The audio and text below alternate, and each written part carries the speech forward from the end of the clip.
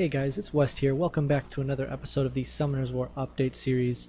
I do apologize for the belated episode. I did plan on uploading one last Friday, but I did not because I felt that there wasn't a sufficient amount of content to share with you guys. And, I'd rather make fewer videos with more content than, more frequent videos that really lack in any substance. And so last week, not much really happened. I leveled Poseidon a little bit. He is now, I believe, level 33 or level 34 at 6-star, of course. I did use the double XP that I got from 6-starring him. I have him on a fairly decent Despair Revenge rune set, which he will probably remain on for the next good while, as I don't see myself sacrificing other Despair units for him.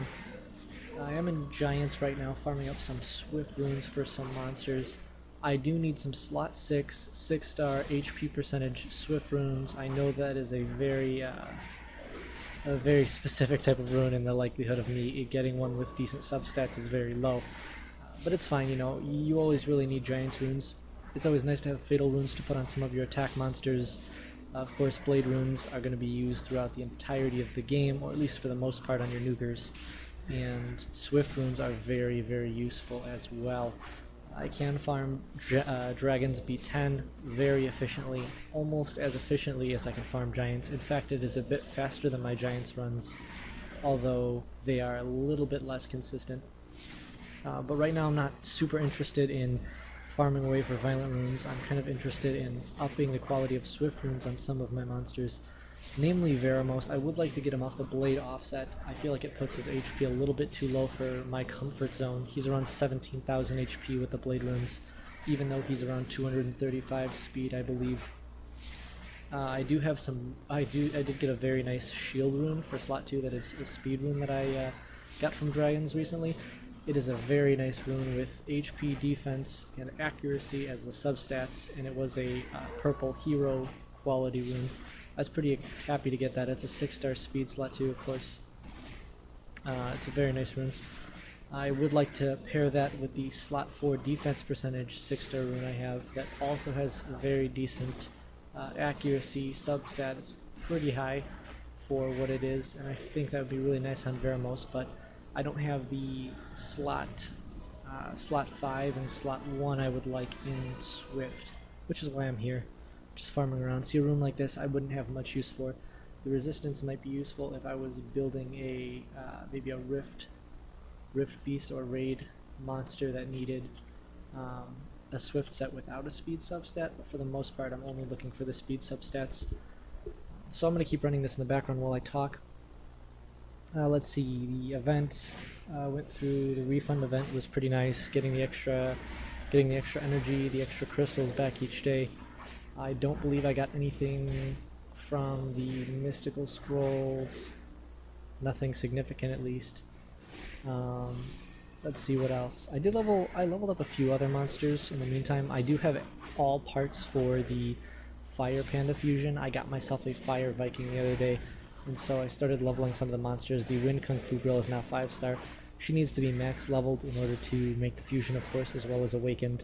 I have not touched the Fire Succubus that is in my storage, or the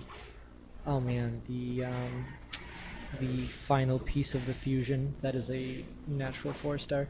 Haven't touched that either. The Quebesanoof, the Water Horus. I haven't awakened or evolved him into 5-star yet either. Let's see, I would like to make the Fire Panda just to kind of get the monsters out of my way, and that will put me at having all the fusion monsters that you can get in the game, which is pretty cool. I'm not really looking to hop into Necro yet. I think I could farm B8. B8 was where I was at, and I could farm that semi-reliably with one of my teams. I'm not going to show off the team because I don't want to give you guys bad examples. I don't want you guys to, learn a bad team and get into the habit of using that bad team, so it was pretty much only for the purpose of clearing it, though. I have no interest in farming Necropolis until I can farm it very quickly and efficiently. And by very quickly, I mean about 3 minutes or less. In the meantime, I've been doing Guild Wars. I am up to 90 scroll pieces for the Ifrit summon, which I'm very excited about, as I have a use for any one of the Ifrits that I get. Theomars would be probably the most exciting. He's probably the most sought after Ifrit from the Ifrit summoning scroll. Just because he brings so much to the table, he's useful in Giants, Dragons, Guild Wars, PvP, you know, he's good everywhere pretty much. Chamomere is pretty nice for Giants. I've seen him used in Guild Wars as well as Arena occasionally. I believe he might also have some TOA uses.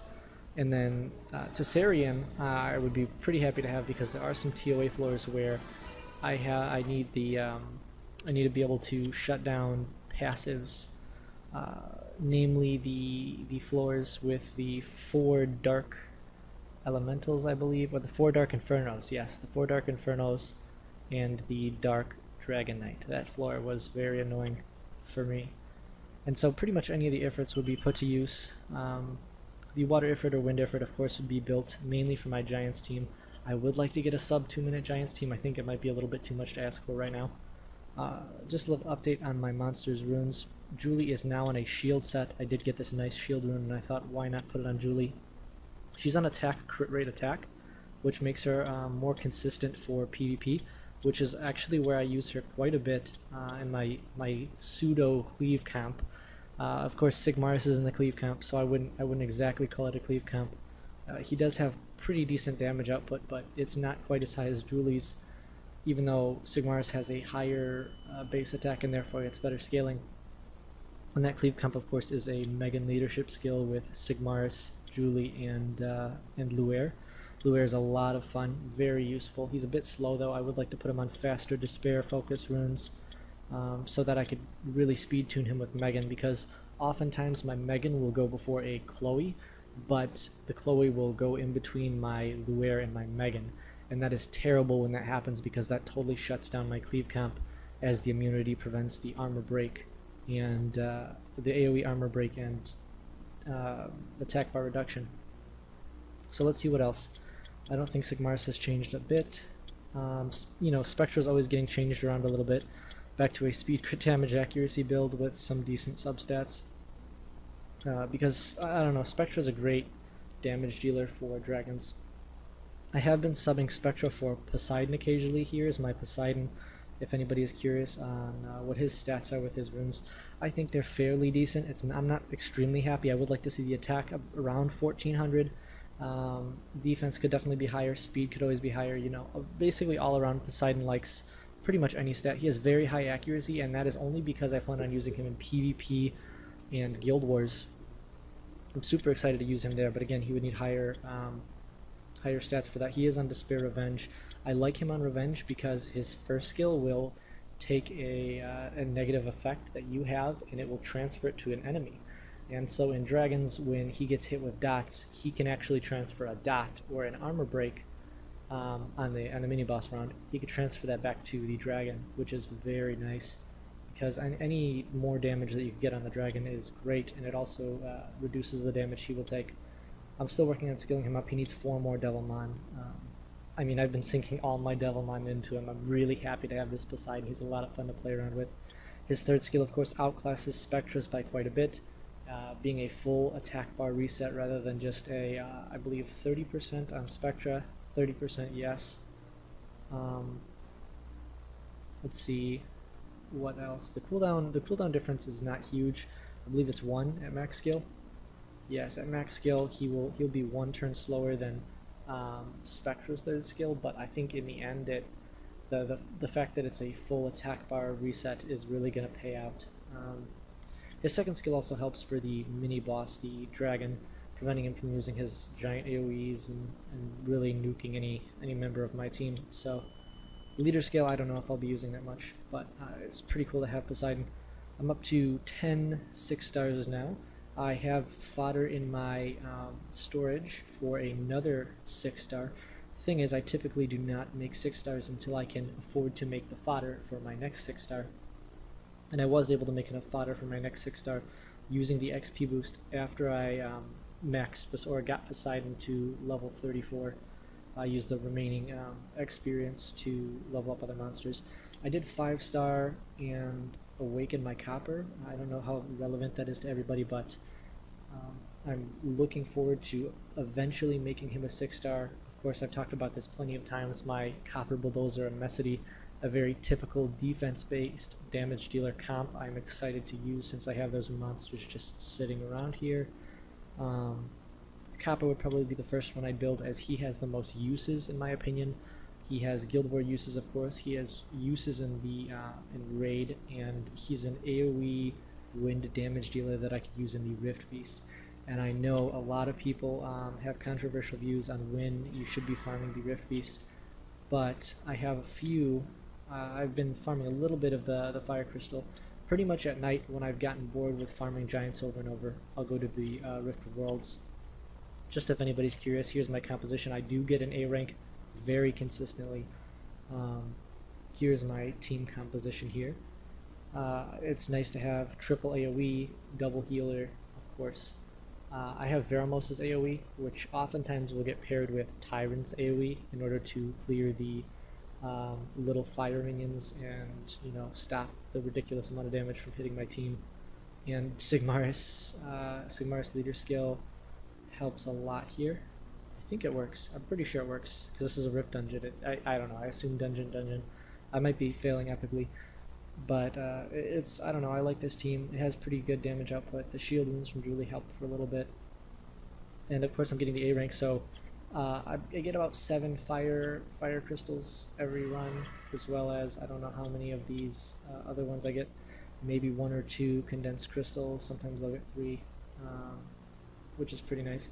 I haven't really played around in the other places yet, but I would like to bring Copper to the water Rift Beast, as I really don't have wind damage dealers. If you guys have seen my box, I guess some people could say you have the wind sylph, and yes, he's got really good nuking potential with good runes. His airbender skill does pretty good, as well as his cyclone does pretty good damage. Again, he's not 6-starred. He doesn't have my high rune quality and such, as well as the Wind Barbarian King. He's got his brand on his 2nd skill. I guess that could increase damage too. But the thing is, I'm trying to reduce the amount of units that I am building as much as possible, and only build units that I think are absolutely essential to my progression. And that brings me to my next point, which is, you know, who should I 6-star next? I'm kind of torn in between multiple units. Of course, I have a Chisoon here, although she does not get much love. She is ruined decently on a Violent Energy set. She doesn't get much love at all. Of course, I could 6-star her, possibly. I have quite a few other units that I've considered 6-starring. Not the Wind Valk. She will not get 6-starred anytime soon. I've considered 6-starring Eladriel, as he has uses in TOA hard, as well as the Hall of Heroes, which I will get on to talking about next. Daphne. I'm sorry, I can't take Daphne seriously. The only reason I'd use him is for his 2nd skill, which is the cooldown reset skill. AoE cooldown reset is very nice. Actually, not reset. It increases their cooldowns by 1 turn, which is pretty good in arena if they have like a wind fire defense or something of that sort. But the thing is, the effect rate caps out at 80%, and for a natural 5-star, I think that is pitiful. You know, this is an ability that you would build your team around, and you can't do that with this monster, because you don't know if he's going to consistently be able to do that and such. So, and his 3rd skill, you know, it says it does massive damage. I believe it says some ridiculous amount. It inflicts great damage. Yeah, they should be careful on wording. The damage isn't amazing. A monster like Spectra dealing percentage damage is going to do a lot more, because it does percentage damage, but I don't know. I don't really like him that much. So until he gets reworked, or until I find a very niche use for him, my Daphne will remain a 5-star max. If you guys have any input on what I should 6-star next, of course, I am very open to your suggestions in the comment section below. Also, Luer, I looked at and considered about 6-starring him. Of course, I would like to skill him up first. I did do 1 Summoning Stone summon, and it was lightning. I was hoping for Illusion. I did not get Illusion. I got my 2nd Fire Phantom Thief. He's not in here. He's in my storage. But I got another Fire Phantom Thief, and you know, I don't plan on building this guy. You know, he kind of looks cool. He looks like he could be a fun PvP unit to mess around with. And of course, you could pretty much use any unit in Guild War because they will have a place somewhere, or should have a place at least somewhere. Otherwise, they're not worth building at all. But for a natural 4-star, I think he's pretty decent. He's got some fun aspects to his kit. Increases your attack power by 100% when your HP is higher than 50%. That's pretty decent. I might actually want to put him on Vampire and be a farmer just to screw around with him and see. Of course, I don't have a Vampire set to put on him besides the one that is in my Shaolin, which is very mediocre. Other than that, I have been in Dragons, I've been in Giants for a bit. I'll briefly show off the shield rune that I was really excited about. I know for some people this rune does not mean much, but for me this is a 6-star speed rune with 3 very, very relevant substats that all increased, except for accuracy, but they all pretty much increased by a decent amount. And I'm really happy to have this as a 2-set paired with this rune, which I got a while ago, which is a very nice defense rune. The speed on it's a little bit low, but it has a really high accuracy and some resistance as well. So I think one of my support monsters would like this set. Of course, with a 6-star slot 2 speed rune, there's a bunch of people I could put it on. I would love to get it on Veramos, but like I said, he's on pretty decently fast blade runes that I have not found swift runes that are comparable to those runes to replace these slots yet. Let's see, TOA progression. TOA has not changed much. I haven't really gone into grinding TOA. This floor is kind of annoying where I'm at 67. I think I could get to 70 if I really stuck to it and really ground away at it. I'm not super worried. I am gonna, of course, in the next few days try to see how high I can get. I of course cleared TOA normal, so hard is the only thing I'm worried about. But I'm not super worried. And here's the Hall of Heroes that's going on the Light Undine. I believe I could get to floor 6. I just autoed up to floor 4 today with my Giants team. And then I switched to a Beretta lead. I swapped out my Bernard for a Beretta lead on floor 4 so I can auto that really quickly. And yeah, I really think this Hall of Heroes, I'll touch on it relatively quickly. I've seen the Light Undine prior to this, Undine, whatever. Prior to this, she seems like a really cool unit. Harmful effect removal, which is awesome, as well as adding invincibility is always cool. I'm sure it's going to have some cool, you can probably make some cool setup for arena defense or guild war defense with her. Let's see. Inflicts damage. The thing is, she's kind of awkward, right? Because you want to build her with lots of HP. You probably want her on will as well, if you are really going to put her on a guild war defense. And you want her to have enough speed to go before the enemy. But the thing is, at the same time, you gotta pick your purpose with her. So she's kind of awkward because you don't know whether you want to apply your invincibility for 3 turns on her, right away and get the invincibility on, or if you want her to go after your team has been hit by an AoE defense break. Maybe even Nemesis would be good on her, because after your team has taken damage from the first damage dealer in a defense, or from an offense in your defense, then she can go ahead and remove 2 harmful effects on an ally and make them invincible. But I don't know. She might be good paired with the Windvalk, actually. That might be cool. I don't know. To put a target skill on cooldown, that's always a pretty nice skill to have in Guild Wars as well. And then this skill right here is what kind of caught me off, because you remove a beneficial effect, but only if you land a critical hit. And so it's really confusing because you want her high HP and you want her high speed, and if you're going to land these abilities, you're going to want a pretty high accuracy to put someone's skill on cooldown. But you're also going to want maybe a Nemesis runes to be able to proc this or to use this skill and cut in between their damage dealers. So I don't know. She's got a lot to work with. I think she's a really cool unit, and I look forward to building her. And I do plan to get to farming 3 of her, just to hold on to. I don't plan on feeding all of them right away, but just as skill ups if I really decide that she's a unit that I want to use. Oh, low battery, that's not good. But I'll go ahead and show you guys the 90 scrolls for my Ifrit here. I'm very excited to get my Ifrit. Regardless of which one it is, I'll have a purpose. I might have a rune set. If it's a Theomars, I might actually de-rune my Sigmars for Theomars. Of course, I'm kind of, I don't know. I'm really excited though, regardless of the Ifrit. I have runes to put on Theomars. I have speed slot 2 blade rune somewhere that's really decent. It might be sitting on another unit. Yeah, it is. But I would definitely put him on a speed crit damage attack build with, I don't know, about 85% crit rate, just so he could have the maximum amount of crit rate against every unit he fights. That's about it for the update video, though. If you guys liked it, go ahead and like the video below. If you want to check out my other videos, at the end of this video, of course, there's going to be the title screen. You can check out whatever you want to check out. And yeah, join me next time for some more Summoners War content. I'll try to come out with one next Friday if I have enough content to upload.